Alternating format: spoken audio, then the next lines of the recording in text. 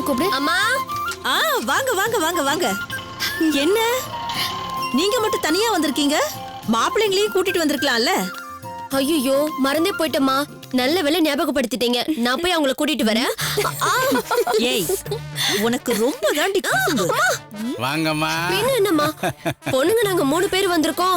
அத நினைச்சு சந்தோஷப்படாம மாப்பிள்ளையும் கூட்டிட்டு வரலன்னு கேக்குறீங்க?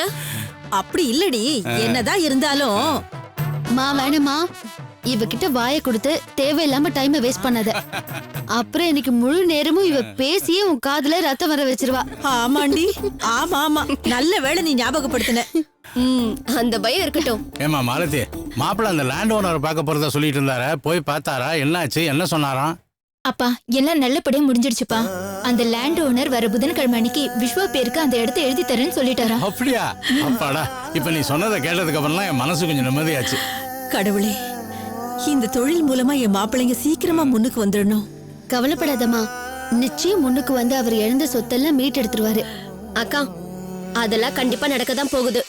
இப்ப நாம எதுக்காக வந்திருக்கோன்னு முதல்ல அப்பா அம்மாக்கு தெரியப்படுத்துக்கா. அக்கா நீ சொல்ல. இல்ல நந்தினி, நீயே சொல்லிடு. ஏன்னா நீ தான் ரொம்ப தெளிவா சொல்லுவ. ஏய், மத்ததுக்கெல்லாம் நல்லா வாய் அடிக்கிறல்ல, சொல்லுடி. நான் மட்டுமா? என் பேச்ச நானே கேட்க மாட்டேன். அப்பா அம்மாவா கேட்க போறாங்க. நீ சொல்லு. என்னங்கடி 3 பேரும் நீ சொல்லு நீ சொல்லுன்னு மாத்தி மாத்தி சொல்லிக்கிட்டு இருக்கீங்க? அப்படி என்னதான் ரகசியத்தை சொல்ல போறீங்க? ரகசியம் எல்லாம் ஒண்ணும் இல்லம்மா, ரொம்ப முக்கியமான விஷயம். அதுக்கு உடனே நீங்க ஓகே சொல்லுவீங்களான்னு டவுட்டா இருக்கு, அதான். என்னம்மா பீடிகை எல்லாம் போடுற? அப்படி என்ன பெரிய முக்கியமான விஷயம்? சொல்றோம். ஆனா அதுக்கு முன்னாடி நாங்க சொல்ல போற விஷயம் எதுவா இருந்தாலும் நீங்க 2 பேரும் அதுக்கு சம்மதம் இப்பவே சொல்லிடுங்க. முதல்ல என்ன விஷயம்னு சொல்லுங்கடி. அதெல்லாம் முடியாது. ஓகே சொல்லுங்க, உடனே சொல்றோம். என்ன விஷயம்னு தெரியாம எப்படி சரின்னு சொல்றது? அம்மா, நாங்க உங்க பொண்ணுங்க தானே. நாங்க உங்களுக்கு கஷ்டத்தை கொடுக்கற விஷயத்த சொல்லிட போறோம். எல்லாம் சந்தோஷமான விஷயம்தான். முதல்ல நீங்க சரின்னு சொல்லுங்க. சந்தோஷமான விஷயத்துக்கு எதுக்குமா இப்படி சஸ்பென்ஸ் எல்லாம்? என்னன்னு சொல்லுமா. இல்லப்பா, இருந்தாலும் என்ன இருந்தாலும் இல்லனாலும் இப்ப என்ன, நாங்க சரின்னு சொல்லணும், அவ்வளவுதானே? சரி, விஷயம் என்னன்னு சொல்லுங்களேன்டி. அப்பா நீங்க.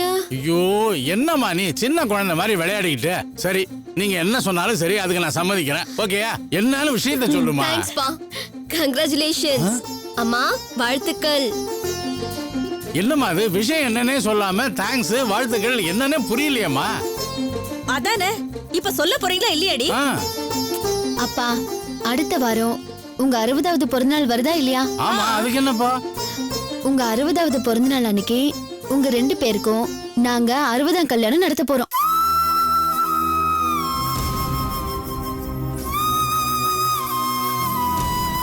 இது நாங்க மட்டும் எடுத்த முடிவில்ல. இது உங்க 3 மருமகனுங்களும் அத்தையும் எல்லாரும் சேர்ந்து எடுத்த முடிவுதான். இதை நீங்க சந்தோஷமா ஏத்துக்கணும். எல்லாரும் விளையாடுறீங்களா? இப்ப நாம இருக்கிற நிலைமையில 60ஆம் கல்யாணம்லாம் இப்ப ரொம்ப அவசியமா? அம்மா என்னம்மா நீ? அது ரேவதி, வள்ளி சரியாதானமா சொல்லியிருக்கா. 60ஆம் கல்யாணங்கிறதெல்லாம் வசதியான குடும்பத்துல செய்யற விசேஷம்மா. அது அப்பா ப்ளீஸ் பா, நீங்க ஆல்ரெடி ஓகே சொல்லிட்டீங்க. இப்ப மறுத்து பேசுறது நாகரிகம் இல்லாத விஷயம். நந்தினி, என்ன பேசுற நீ? நீங்க ஏதோ சாதாரண விஷயத்தை தான் சொல்ல போறீங்கன்னு சம்மதம்னு சொன்னோம். இவ்வளவு பெரிய குண்டை தூக்கி போடுவீங்கன்னு யாருக்கு தெரியும்? அம்மா, இது குண்டும் இல்ல ஒல்லியும் இல்ல. முழுக்க முழுக்க இது சந்தோஷமான விஷயம். தயவு செஞ்சு மறுக்காதீங்கம்மா. நீ சும்மா ரெடி. சந்தோஷங்கிறதெல்லாம் நம்ம தகுதிக்கு தகுந்த மாதிரி இருக்கணும். பணம் இருக்கிறவங்க கார்ல போவாங்க, ஏரோப்ளேன்ல கூட போவாங்க. அதுக்காக நாமளும் அப்படி போகலான்னு நினைக்கலாமா? நாங்க எப்பவுமே டவுன் பஸ் தான். அம்மா மா, இப்ப எதுக்கு தேவையில்லாத தத்துவம் எல்லாம் சொல்லிக்கிட்டு இருக்க? நாங்க ஒண்ணு இந்த ஃபங்க்ஷனை ஏகப்பட்ட பணம் எல்லாம் செலவு பண்ணி ரொம்ப பெருசா நடத்த நினைக்கல. அப்படியே நினைச்சாலும் இப்போதைக்கு முடியாதுன்னு எங்களுக்கும் தெரியும். அதனால ஒரு கோயில்ல வச்சு சிம்பிளா தான் உங்க 60ஆம் கல்யாணத்தை நடத்தலான்னு இருக்கோம். உங்க பொண்ணுங்க நாங்க 3 பேரும் இது வரைக்கும் உங்களுக்கு எந்த சந்தோஷத்தையும் கொடுக்கலையேப்பா. ப்ளீஸ்மா, இந்த சந்தோஷத்தையாவது கொடுக்க விடுங்க. இல்லம்மா நந்தினி, அது வந்து வேண்டாம்மா வேண்டாம்மா, சொன்ன கேளு.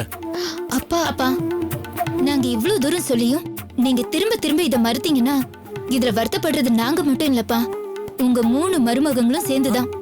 அவங்கள வருத்தப்பட வைக்கணும்னு நீங்க ஆசைப்பட்டீங்கன்னா நீங்க சம்மதிக்க வேண்டாம்ப்பா, விட்டுருங்க.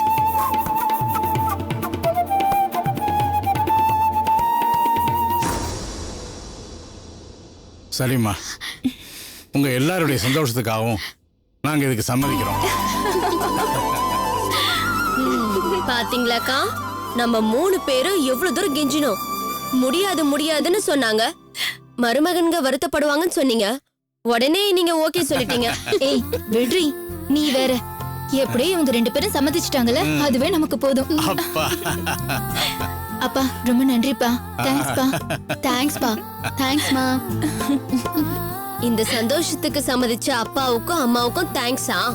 தேங்க்ஸ் இப்படி எல்லாம் சொல்லக்கூடாது, இப்படி சொல்லணும். எப்படி? அப்பா,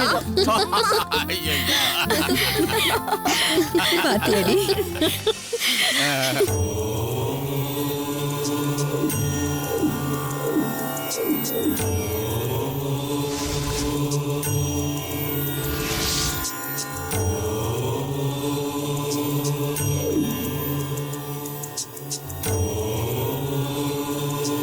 வணக்கங்க. வணக்கம், வாங்கம்மா. இது என் பையனோட ஜாதகம். ஆ, இந்தாங்க. என் பையன் இப்போ புதுசா ஒரு தொழில் ஆரம்பிக்க போறான். அது நல்லபடியா கை கொடுக்குமான்னு பார்த்து சொல்லுங்க ஜோசியரே.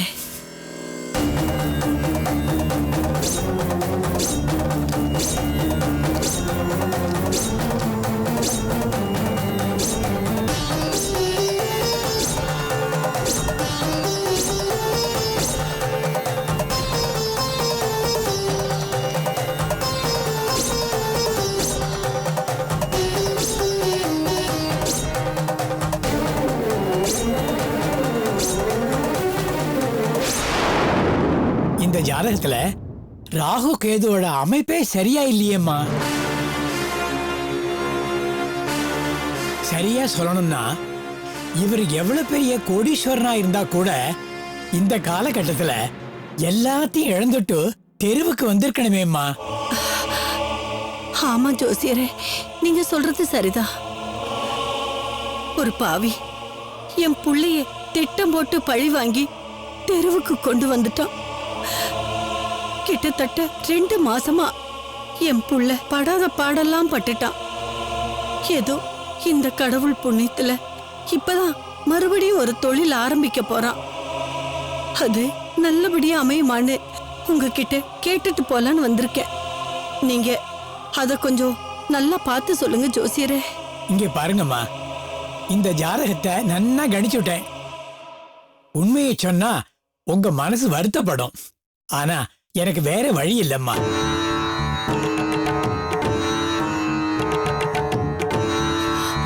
ஜோசியரே, என்ன சொல்றீங்க? நீங்க சொல்றத பார்த்தா என் பையன் ஆரம்பிக்கிற இந்த தொழில்ல ஏதாவது பிரச்சனை வந்துரும் போல இருக்கே. ஏதாவது பிரச்சனை இல்லம்மா, ஏகப்பட்ட பிரச்சனை. விருச்சிக லக்னத்துக்கு 10லேருந்து ராகு தசை நடக்கிறது. இது புதுசா தொழில் ஆரம்பிக்கிற குறிப்பா இந்த ஜாதகருக்கு பாதகத்தை உண்டாக்குமே தவிர சாதகத்தை கடுகளவும் கண்ணுல காட்டாது. இந்த தசை இன்னும் 1.5 வருஷத்துக்கு நீடிக்குது. அது வரைக்கும் உங்க பையன் எந்த தொழில் தொடங்கினாலும் அது மொத்தமா மூழ்கி போயிடுமா. ஜோசியரே, என்ன சொல்றீங்க? நான் சொல்லலம்மா, கட்ட சொல்லுதும்மா. வேற வழி இல்லம்மா. இன்னும் 1.5 வருஷத்துக்கு உங்க பையனை எந்த தொழிலையும் ஆரம்பிக்க விடாம பாத்துக்குங்க. மீறி ஆரம்பிச்சா போட்ட முதல் கூட திரும்பி வராது. வேணும்னா இந்த 1.5 வருஷத்துக்கு உங்க பையன் யார்கிட்டயாவது அடிமை வேலை செய்யலாம், அதாவது லேபரா இருக்கலாம். மற்றபடி முதலாளி ஆகிற கனவெல்லாம் 1.5 வருஷத்துக்கு அப்புறமா காண சொல்லுங்கம்மா. இந்தாங்க.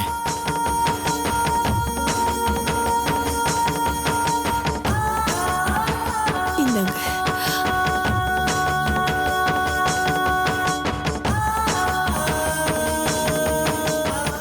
போயிட்டு வரேன் ஜோசியரே, வரேன்.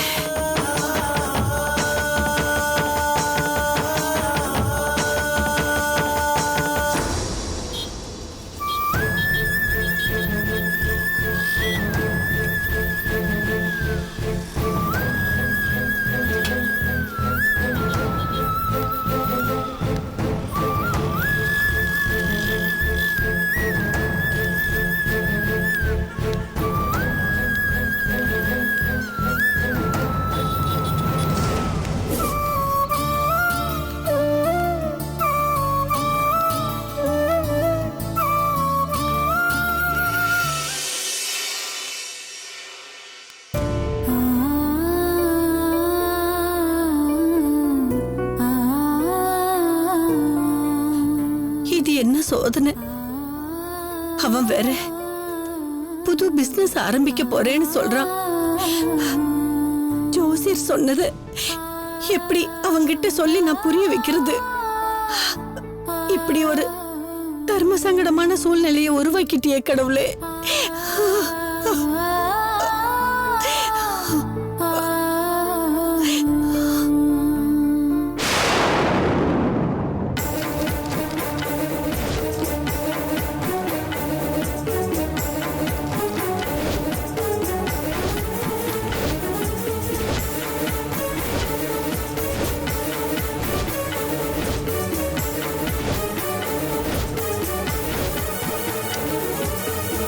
மிஸ்டர் விஸ்வா, உங்க ப்ராஜெக்ட் எல்லாம் ஓகே தான். உங்க பிளான் படி இந்த ப்ராஜெக்டை சீக்கிரமே முடிச்சு வாங்குற லோனை சொன்ன டேட்ல வட்டியோட ரிட்டர்ன் பண்ணிடுவீங்க. பட் இப்போ உங்களுக்கு லோன் சாங்ஷன் பண்றதுல சின்னதா ஒரு கிரைசிஸ் இருக்கு. என்ன சார் அது? இப்போ உங்களுக்கு லோன் சாங்ஷன் பண்ணணும்னா செக்யூரிட்டி தேவைப்படுது. செக்யூரிட்டியா? சார் எனக்கு இது புரியல. நான் இந்த பேங்க்குள்ள ஃபர்ஸ்ட் டைம் வரல சார். எத்தனை கன்ஸ்ட்ரக்ஷன்ஸ், எத்தனை ப்ராஜெக்ட்ஸ் அப்பா இருந்த காலத்துலேருந்தே நிறைய பண்ணியிருக்கோம், நிறைய டிரான்சாக்ட் பண்ணியிருக்கோம், எத்தனையோ லோன்ஸ் வாங்கியிருக்கோம், ரீபே பண்ணியிருக்கோம். ஒரு டிஃபால்ட் இருந்ததில்ல, டிஃபால்ட் இல்லை, டிலே கூட இருந்ததில்ல, எல்லாமே பக்காவாக தான் பண்ணியிருக்கோம். அன்னைக்கெல்லாம் தேவைப்படாத செக்யூரிட்டியா சார் இன்னைக்கு தேவைப்படுது. சி, நான் ஐ அண்டர்ஸ்டாண்ட். முன்னாடி மாதிரி இல்லை, இப்போ கொஞ்சம் கவர்மெண்ட் ரூல்ஸ் எல்லாம் கொஞ்சம் டைட்டன் பண்ணியிருக்காங்க. ஒருத்தருக்கு அப்படி அன்செக்யூர் லோன்ஸ் கொடுத்துட மாட்டாங்க கண்டிப்பாக, அதெல்லாம் எனக்கும் தெரியும். பட் கஸ்டமர் டு கஸ்டமர் சில ரூல்ஸ் எல்லாம் ஃப்ளெக்ஸ் பண்றது சகஜம் தானே சார். அதுவும் ஆஸ் அ பேங்க் மேனேஜர் நீங்க நினைச்சா பண்ணலாமே சார். என்கிட்ட போய் செக்யூரிட்டி கேட்குறீங்க, அதான் எனக்கு புரியல. சாரி மிஸ்டர் விஸ்வா, லோன் கொடுக்கறதுல பேங்க் ரூல்ஸ் படி அறிமுகம் ஆனவங்க, அறிமுகம் இல்லாதவங்கலாம் கணக்கு கிடையாது. அசட் உள்ளவங்க, அசட் இல்லாதவங்க, அதான் கணக்கு. என்ன தப்பா எடுத்துக்காதீங்க.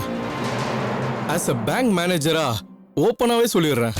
அப்போ நீங்க ஒரு பெரிய பில்டர், உங்க பேர்ல ஏகப்பட்ட அசட் இருந்தது. எப்படியும் லோனை கிளைம் பண்ணிடலான்ற நம்பிக்கையில இந்த பேங்க் நீங்க கேட்கறப்பெல்லாம் பெருசா எந்த ஃபார்மாலிட்டியும் இல்லாம உங்களுக்கு லோன் கொடுத்தது. பட் இப்போ உங்க லெவல் எப்படி இருக்குன்னு உங்களுக்கே நல்லா தெரியும். எந்த நம்பிக்கையில நான் உங்களுக்கு லோன் சாங்ஷன் பண்றது? இப்போ உங்க இடத்துல நான் இருந்து என் இடத்துல நீங்க இருந்தாலும் இதை தானே சொல்ல முடியும். விஸ்வா, சாரிங்க சார். It's like this. நல்லா தான் சார் வாழ்ந்தோம், உங்களுக்கு தெரியாது இல்லை. அன்ஃபார்ச்சுனேட்லி சறுக்கிட்டோம், ரொம்ப மோசமாக சறுக்கிட்டோம். நாங்கள் படாத பாடுபட்டோம் சார். பார்க்கக்கூடாத வேலையெல்லாம் பார்த்தேன் நான். ஒரு இடத்துல forget it. ரொம்ப கஷ்டப்பட்டிருக்கோம். இத்தனை கஷ்டத்துக்கு அப்புறம் ஏதோ இங்கிலீஷில் சொல்லுவாங்களே, light at the end of the டனல்னு, அந்த மாதிரி ஒரு வெளிச்சம் மாதிரி இந்த ப்ராஜெக்ட் எங்களுக்கு தெரிஞ்சது சார். God given. சத்தியமாக இதை காட் கிவன் கிஃப்டாக தான் இந்த ப்ராஜெக்ட். ஆனால் என் ஃபேமிலியில் எல்லாருமே ரொம்ப எதிர்பார்க்குறாங்க சார். இதை நல்லபடி முடிச்சிட்டா இது இது ஒரு பெரிய ஒரு ஸ்டெப்பிங் ஸ்டோன் மாதிரி சார். அப்படியே அடுத்தடுத்து மேலே வந்துடுவேன் சார். நான்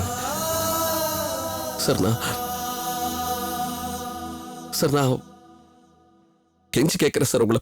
please don't mistake me. Sorry mister Viswa. ரொம்ப ஹோப் ஸ்பின் பண்ணியிருக்கேன் இந்த ப்ராஜெக்ட் மேலே. எனக்கு இது ரொம்ப பெருசு சார். ஆனால் உங்களுக்கு 20 lakhs பெருசு இல்லை சார். ஐ மீன் ஒரு head of the branch sir. நீங்கள் உங்கள் லெவலில் ஒரு 20 lakhs சாங்ஷன் பண்ணுறது வந்து கண்டிப்பாக ஒரு பெரிய ப்ராப்ளம் இல்லை சார். உங்களுக்கு இவ்வளோ ஃபார்மாலிட்டிஸ் பார்க்க வேணாம் சார். ப்ளீஸ். என்ன விஸ்வா சொல்றீங்க? 20 lakhsங்கிறது பணம் தானே, பேப்பர் கிடையாது. சார் நான் அப்படி சொல்லல சார். கண்டிப்பா 20 lakhsல வெறும் 20 ரூபாய் கூட பெரிய பணம் தான். அதோடைய வேல்யூ என்னன்னு எனக்கு நல்லா தெரியும் சார். என்கிட்ட ப்ராப்பர்ட்டி இல்லாம இருக்கலாம், அசெட்ஸ் இல்லாம இருக்கலாம் சார். நான் இன்னும் இருக்கேன் சார். நான் ட்ரமடைஸ் பண்றேன்னு நினைக்காதீங்க சார். என் கண்ணை பாருங்க sir. Can you see the fire in it? ஜெயிக்கணுங்கிற வெறியோட உட்கார்ந்திருக்கேன் சார். உங்களுக்காக இல்லாட்டியும் உங்க லோனுக்காக இல்லாட்டியும் எனக்காக நான் ஜெயிக்கணும் சார். இந்த ப்ராஜெக்ட் மூலமா தான் நான் ஜெயிச்சாகணும் சார். தயவு செஞ்சு சாங்ஷன் பண்ணுங்க சார் ப்ளீஸ். நான் என்ன ஆனாலும். சாரி, எனக்கு அந்த அதிகாரம் இல்ல. நான் உங்களுக்கு லோன் தர மாட்டேன்னு சொல்லலையே, செக்யூரிட்டி வேணும் தான் கேக்குறேன். யாராவது இருந்தா கூட்டிட்டு வாங்க, நான் லோனை உடனே உங்களுக்கு சாங்ஷன் பண்ணிடுறேன். நான் யார் sir? Please sir. Sorry mister Viswa, please.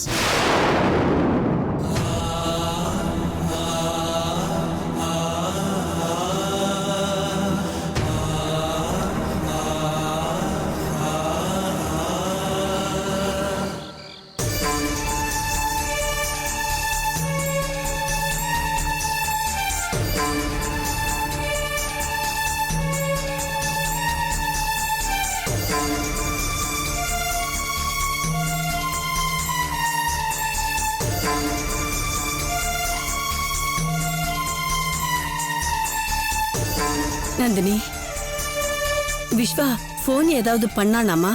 இல்ல அத்தை, நானும் அவரை தான் எதிர்பார்த்துட்டு இருக்கேன். லோன் விஷயமா பேங்க்குக்கு போனவரு இன்னும் ஆளை காணோம். ஒருவேளை பேங்க் வேலையை முடிச்சிட்டு கையோட அந்த லேண்ட் ஓனரையும் பார்த்துட்டு வரலான்னு போனானோ என்னவோ. எனக்கும் அப்படிதான் அத்தை தோணுது. பேசாம நாமளே ஒரு கால் பண்ணி எங்க இருக்கீங்கன்னு கேட்டுடலாமா? பண்ணி பாரு. அதுவும் விஸ்வா வந்துட்டா. என்னங்க எவ்வளவு லேட்டு? டே விஸ்வா, உன்னதானே அவ கேட்டுட்டு இருக்கா. எதுவும் சொல்லாம என்ன அமைதியா இருக்க? என்னப்பா ஆச்சு? பேங்க் வேலையை முடிச்சிட்டு வேற எங்கேயாவது போயிருந்தியா?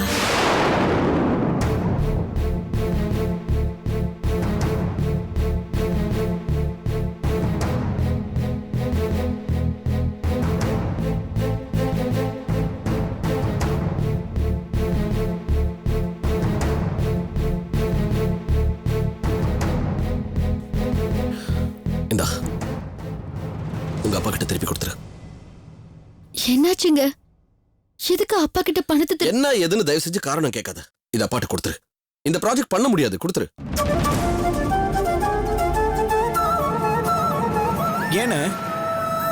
ஏன் ப்ராஜெக்ட் பண்ண முடியும்னு சொல்றீங்க? அந்த லேண்ட் ஓனர் ஏதாவது சொன்னாரா? லேண்ட் ஓனரா? நான் எங்கடா அவரை பார்த்தேன்? நான் பேங்க்குக்கு தானே போயிட்டு வரேன். லேண்ட் ஓனர் தான் ஓகேன்னு சொல்லிட்டாரு. பாரு, தெரியாம ஏதாவது உளராத. இது வேற. இந்தா புடி. வேற என்ன விஸ்வா? வேற என்ன பிடிச்ச தர்திரம் இந்த ஜென்மத்துக்கு என்ன விட்டு போகாதுன்னு அர்த்தம். இவரு காலையில விடிஞ்ச உடனே முதல் வேலையை கொண்டு போய் அப்பாட்ட கொடு. விஸ்வா, நீங்க ஏன் இப்படி எல்லாம் பேசுறீங்க? நீங்க யாருக்குமே புரியவே இல்ல. தயவு செஞ்சு என்னன்னு சொல்லுங்க. மாமா சொல்லுங்க மாமா, ப்ளீஸ். என்னங்க, எத்தனையோ கஷ்டத்தை கடந்து அந்த கடவுள் உங்களுக்கு இப்பதான் ஒரு நல்ல வாய்ப்பை கொடுத்திருக்கான். இது மூலமா நீங்க திரும்பவும் முன்னுக்கு வந்துருவீங்கன்னு நம்ம வீட்டுல இருக்கிற எல்லாருமே எப்படியெல்லாம் கனவு கண்டுட்டு இருக்கோம்னு உங்களுக்கு நல்லாவே தெரியும். இப்ப ஏங்க திடீர்னு முடியாதுன்னு சொல்றீங்க? தயவு செஞ்சு காரணத்தை சொல்லுங்க. என் முகர கட்டிக்கு பேங்க்ல லோன் தர மாட்டானா, அதனால என்னால இந்த ப்ராஜெக்ட பண்ண முடியாது. இதுதான் காரணம். போதுமா? கொண்டு போய் பணத்தை கொடுத்துட்டு வா. என்ன விஸ்வா, வழக்கமா அந்த பேங்க்ல தானே நீ லோன் வாங்குவ? சொன்ன டேட்ல. வழக்கம் போல வாழ்க்கையே இல்லையேமா. வழக்கம் போலவா எல்லாம் நடந்துகிட்டு இருக்கு? பிச்சைக்காரனா நின்னுகிட்டு இருக்கேன். எதை நம்பி உனக்கு லோன் கொடுக்கறதுன்னு கேக்குறான். கொலாட்டரல் வச்சிருக்கியா? எவனாவது கேரண்டி கைது போடுவானான்னு கேக்குறான். என்ன சொல்ற? என்னங்க இது அநியாயமா இருக்கு. நீங்க அந்த பேங்க்ல எத்தனையோ தடவை எத்தனையோ கோடி. அதெல்லாம் முன்னாடி. இத பாரு, என்னால எல்லாருக்கும் முதல்ல இருந்து ஆரம்பிக்க முடியாது. இதெல்லாம் நான் கேட்டுக்க மாட்டேனாங்க. கையை இப்படி வச்சுக்கிட்டு ப்ளீஸ் கெஞ்சி கேட்டுட்டேன். கழுத்தை பிடிச்சா வெளியில தள்ளல. இப்படி இதோ இப்படி கையை வச்சுக்கிட்டு I was shown the door. வெளியில போங்கறான்.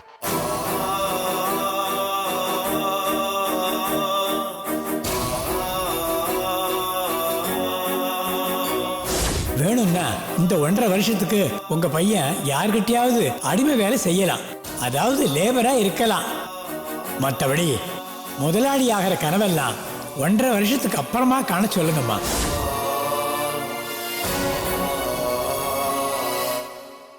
இதெல்லாம் சரி வராது. போய் முதல்ல பணத்தை மாமாட்டு கொடுத்துருவா. இப்ப என்ன விஸ்வா, ஒரு பேங்க்ல லோன் கொடுக்கல, அதுக்காக முடிஞ்சு போன மாதிரி பேசிட்டு இருக்க? ஊர்ல வேற பேங்கே இல்லையா என்ன? என்ன சுந்தர் பேசுறீங்க? அப்பா கன்ஸ்ட்ரக்ஷன் பிசினஸ் ஆரம்பிச்சனில இருந்து கிட்டத்தட்ட 20-25 வருஷமா அத்தனை கொலாட்ரல்ஸோடையும் அத்தனை சொத்து சுகத்தோடையும் அந்த பேங்க்ல போய் லோன் வாங்கிட்டு இருக்கோம். ₹1 இனி வரைக்கும் பாக்கி வச்சது கிடையாது, 5 பைசா இன்ட்ரெஸ்ட் கம்மியா கொடுத்தது கிடையாது. அந்த பேங்க்ல லோன் கொடுக்க மாட்டேங்கிறான். புதுசா போய் இன்னொரு பேங்க் தேட சொல்றீங்களா? அன்செக்யூர்ட் லோன்ஸ்க்கு அதுவும் எவன் கொடுப்பான்? அப்படி இல்லைங்க, நம்பிக்கையோட ட்ரை பண்ண நிச்சயமா கிடைக்கும். பேங்க்ல மட்டும் இல்ல, நமக்கு தெரிஞ்சவங்க எல்லார்கிட்டயும் கேட்டு பார்க்கலாம். பாதிக்கு பாதியாவது எவன் கொடுப்பான்? என்ன மறந்துட்டியா? நான் ஹாஸ்பிட்டல்ல இருக்கும்போது ஆபரேஷன் செலவுக்கு தேவைப்பட்டது வெறும் கேவலம் ₹25,000. போறவன் வரவன் தெரிஞ்சவன் தெரியாதவன் அத்தனை பேர் காலையில போய் விழுந்தீங்க. கொடுத்தானே எவனாவது? ஒருத்தன் கொடுக்கலையே. இந்த ஹவுஸ் ஓனர் மட்டும் தான் கொடுத்தாரு. அதுவும் எதுக்கு? நம்ம மேல உள்ள நம்பிக்கை இல்லையா? கிடையாது. நம்மளுடைய அட்வான்ஸ் பண்ண ₹2 லட்சம் அவர்கிட்ட இருக்கு. அந்த தைரியத்துல கொடுத்தாரு. இப்ப தேவைப்படுறது ₹20 லட்சம். சொல்லி அவன்கிட்ட கேட்கணும். போய் அவன் காலில் விடுறேன். சொல்லு.